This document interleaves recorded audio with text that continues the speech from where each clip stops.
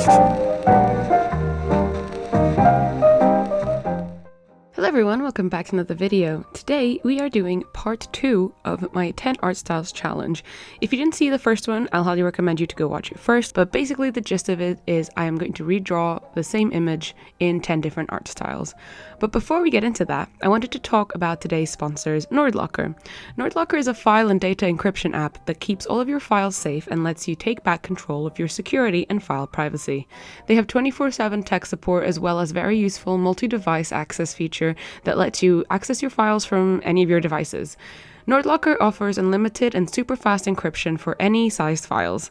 This is super useful to freelancers like me who sometimes need to keep work for clients safely stored. Once you've started using NordLocker, you can share your encrypted files via email, messaging apps, or even use it across any popular cloud services, always allowing protection to your sensitive information such as IDs, passwords, etc. If this sounds appealing to you, download free NordLocker version now and you will have your 2GB encryption for life. The offer has a limited time, so do it ASAP. You will not lose anything, you can simply download and try it out.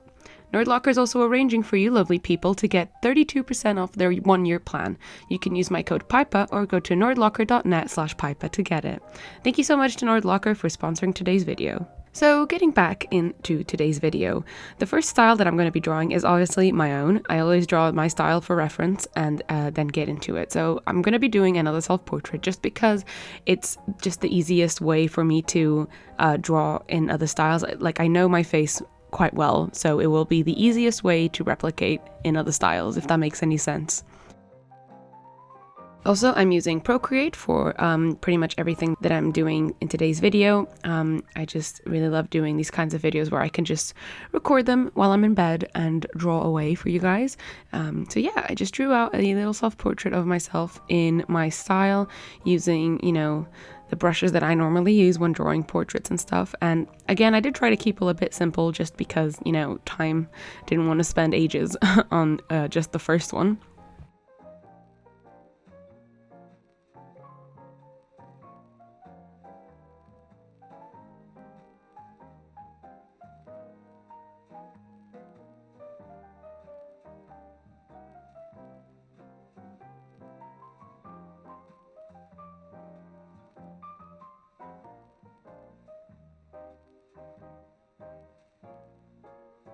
Then I went ahead and added the little gradient of burgundy that I have sometimes on the tips of my hair. I normally have like a dip dye color. It's kind of washing off right now, but I do still like to think it's there, just until I re-dye it. But yeah, I feel like it's a big part of my branding, I guess you'd say, so I always try to keep it in. And then I just added like a little cute black top, which is normally what I use at all times. I'm probably when you see me wearing a black top, so just added a little black top and my signature necklace that I've always got on, and that was pretty much it for my style. So now getting into the first art style besides my own, which will be Tim Burton style. I really wanted to do this one in the first version, but I didn't feel that comfortable yet with this kind of challenge, so I decided to keep it for the second. I obviously used a lot of reference pictures for a lot of these drawings. I just kind of Googled in Tim Burton characters and kind of took inspiration from whatever Google gave me from that search and, went with that. So, yeah, I just kind of drew myself as if I were in a Tim Burton movie, which sounds super cool actually now that I think about it. And just, made myself look really gaunt and very, very, very straight lines, very crosshatchy, very unsaturated as well. You'll see when I start adding in colors. But yeah, just very, straight lines, very angular, very thin, and overall just looking kind of dead. So it's kind of the look I went for.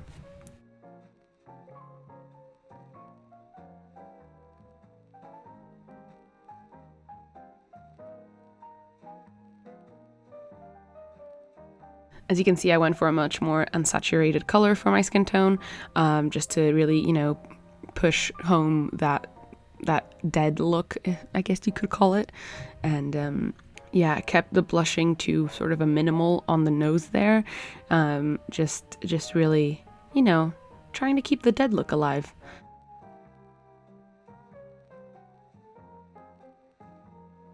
And then just to keep in with that cross-hatching sort of look that a lot of Tim Burton characters have around their eyes, I also added some cross-hatching to my hair.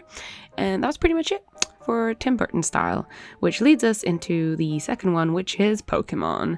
And I was very, very, very excited for this one because if you guys don't know, I do love Pokemon. I play a lot of Pokemon and I always have. So yeah, I was very excited to draw myself out in the Pokemon style.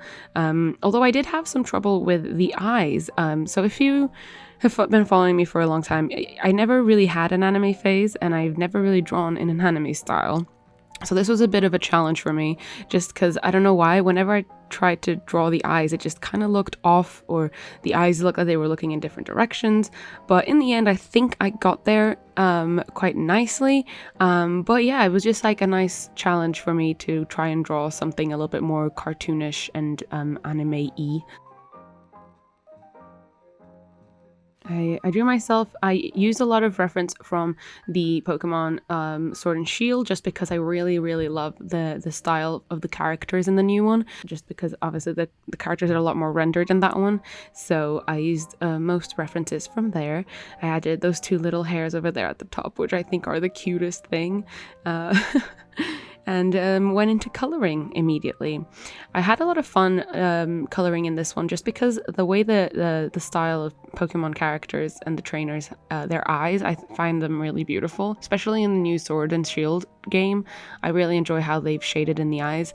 They just look really crystal-like, and they've added, you know, just a lot of time and patience into it, and I really appreciate it.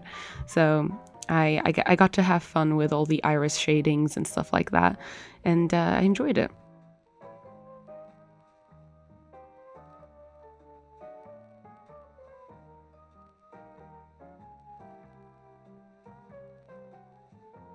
And I just kept at it with the shading, just kind of always following the style of the Pokemon characters that I had on my other screen, just kind of always looking back for reference and stuff.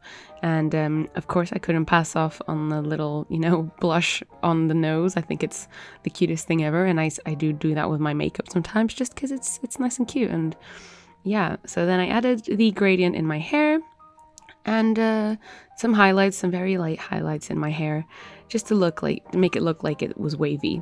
And that was pretty much everything for this style. And here's how it turned out.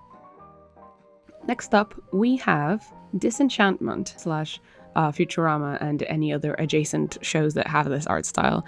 So I really wanted to do this one just because it's such a widespread style for so many shows like Futurama and Disenchantment and just everything on like the Fox Comedy Networking broadcasting channel. I just think that it's such a fun style. I don't know, I just really wanted to try it because again, I've never drawn anything like this before and I wanted to give it a go. Also, I did watch the first season of Disenchantment when it came out and I quite enjoyed it. I didn't watch the second one, but you know, maybe I will now. And of course I used reference of the main character from Disenchantment for this just because she's one of the only female characters that has, you know, most angles in that show, if that makes any sense. So yeah, also I found that it was really hard to get like an angle from the front, like a front-facing angle of any of the characters in this style. I guess it's because the style just works much better when from the side. So yeah, but I just found it really interesting how I could barely find a character facing the front. And I just found that very interesting and I wanted to share it with you guys. So this is why this one is a bit turned to the side. But yeah, I also love that they don't really do shading, so this one was pretty quick. Next up was Studio Ghibli, and again, another one that I'm very excited about and also terrified about.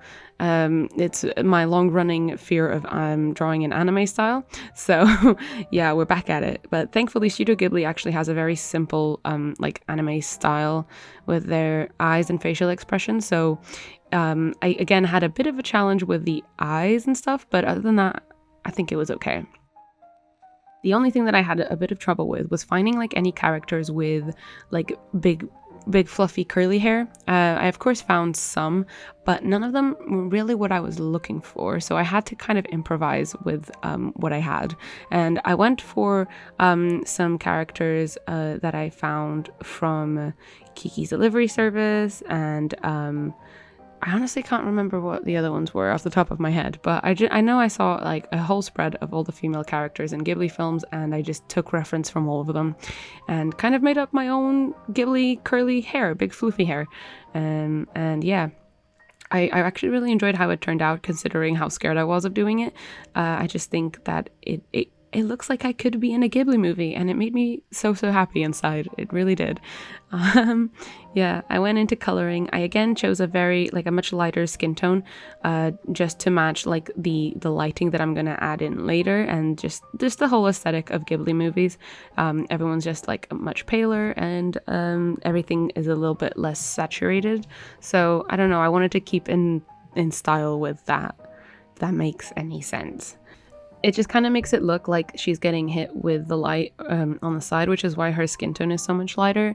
It kind of adds for a bit of dramatic lighting that I really enjoy and wanted to, experiment a little bit with. And then added, some very straight edge highlights to the hair, which is what Ghibli normally does. And it was just fun doing this style at the end of the day. And then, of course, added in the highlights and the dip dye, I guess you could call it, to my hair. And after that, it was pretty much it. I just did some cleanup, and that was it for my Ghibli style. And I really enjoy how it turned out. And next up, we've got Rick and Morty. So this was another one that I was gonna do in the first episode, and I decided kind of not to, just because I had some other ones I wanted to do more. But yeah, Rick and Morty, it's got a very distinct style as well, especially with that little kissy mouth that they do sometimes when characters are like upset. Yeah, it's a very distinct style, and I wanted to try it out. I use a lot of reference for Morty's like older sister for this. I keep forgetting what her name is, but I use a lot of reference of her and the mother, because the mother has kind of like wavy / curly-ish hair, so it was the closest thing I could find to like really curly hair from the show. So yeah, I just kind of took that as inspiration and did the best I could. I know it's not as great as it could be. I struggled a little bit with the hair, but I don't hate how it ended up looking. Yeah, and then I kind of went back and forth thinking, do I do the kissy lips? Do I do the kissy lips? And I ended up going with the kissy lips just because it was such a character trademark. But yeah, I went into coloring. Again, they don't do any shading and stuff. It's all very just flat colors on the show. So this one was pretty quick. And yeah, I just put in my hair highlights, did some cleanup, and that was it. Me in Rick and Morty. Yep. And yeah, next up, Peanuts. I'm very excited about this one, right? I grew up watching Peanuts and Snoopy, and I always loved the show so much. And yeah, I was really excited to do this one just because the style is so cool. It's so like sketchy and very loose, and very just, like a sketch that they just animate, and I really love that. And I went in and for some reason started drawing it and coloring in my hair in black, because the character I used for reference had black hair. But yeah, I just kind of drew myself as if I were in Peanuts, and it was super fun because I just didn't really have to worry about it, and it was super quick. There she is. Yeah. Next up was Over the Garden Wall, which another one that I was really excited about. I love Over the Garden Wall. I've watched it so many times on Netflix, and I just really love the art style of it. It's so simple yet so identifiable, if that makes any sense. I just really enjoy it. So yeah, I use a lot of reference of Beatrice from her human form for reference of this, and also that little demon girl that they encounter. But yeah, I just really love the style of this show, and it's just so nice and relaxing to watch. So something I had a lot of trouble with this one was that none of them have necks. I realized once I started analyzing the characters, and I was just like really like, oh my god, I never realized none of them have necks. And I was like, what am I gonna do? How do I draw this without giving myself a hunch? So I just kind of went along with it, and I think I ended up doing it nicely. So, I hope I did it right. But yeah, it was just like a super interesting thing that I realized once I started drawing it. I was like, wait a minute, no one has necks in this show. Anyway, that was it for Over the Garden Wall, and next up it was time for Danny Phantom. This one was another one I really wanted to do in the first one, but because I was doing Fairly Odd Parents, which again is already so similar, I decided not to. But I feel like Danny Phantom's a little bit more stylized and like a little bit different to Fairly Odd Parents. So yeah, I use a lot of reference from that, the quotation marks hot girl from the show with, you know, the purple eyeshadow and whatever. And I just love how angular all these TV shows from the noughties were. It's something so stylized about them that really, you like look at them and you know exactly where you were when you were watching them. And I just really love it. So yeah, it's just everything's so angular and the human figure is so specific, and I just really love it. And again, it's like one of those things where you don't really see characters from the front, you only ever see them kind of from the side, and it's again something so interesting to like try and replicate with your own character, aka me. But you know, yeah, I just kind of started going in, adding the flats. Danny Phantom has a very minimal color like shading as well. They have that one, you know, like streak on the hair, which is mainly what you know, what you see a lot of it in animation, just very minimal shading, especially for TV shows. So yeah, it makes sense. So I just kind of went in and added the little like line color shading differences that they do when there's like overlapping colors like on the shirt, just to make the lines appear, and that was it. It's quick and easy, but super fun and super stylized. And lastly, the last one for today is Mario and Luigi. Again, another game that I grew up playing that I love so much. I always loved Daisy. She was one of my favorite characters growing up. So I used her for reference when drawing this out, just because she has the closest thing to curly hair in the character lineup. And also, she just has a really cool outfit and a really cool design that I really love. So I use her for reference, and I just really like how this one turned out, you guys. I'm gonna be honest. I just love how poofy and big and extra I could make the hair to match the style. And I also gave myself obviously a crown and a really poofy version of the shirt I gave myself for the other characters. And it was just fun because I could just really go crazy with this character and it would still match the style. I just really love the Mario style so much. So yeah, again, lining all of these were super fun just because I'm never used to doing like really clean line art with my style. So it's really fun to go back and just, you know, just line things really cleanly. And I don't know, I find that very therapeutic. So I enjoyed it a lot.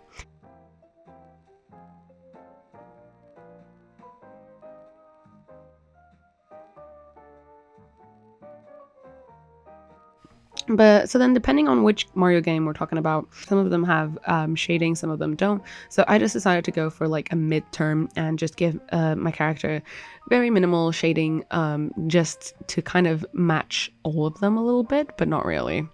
So yeah, I just kind of went in with like a kind of soft-ish shading, just to add a little bit of depth, but nothing that I haven't seen in like character renditions from the actual Mario and Luigi games.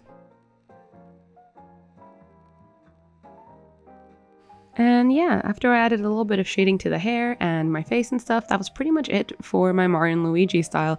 I really enjoyed how it turned out. It's super cute. And yeah, we've done all 10 of the styles, guys. Here they all are in a lineup together. I really hope you guys enjoyed watching me draw myself out in all of these characters. Let me know in the comments which one was your favorite. I would love to hear which one you liked the most. And yeah, thank you guys so much for watching. Don't forget to check out Nerdlocker and use my code if you do sign up and use it, or go to nerdlocker.net/Pipa. Thank you so much for watching. I hope you have a lovely week, and I'll see you guys in my next video. Bye bye.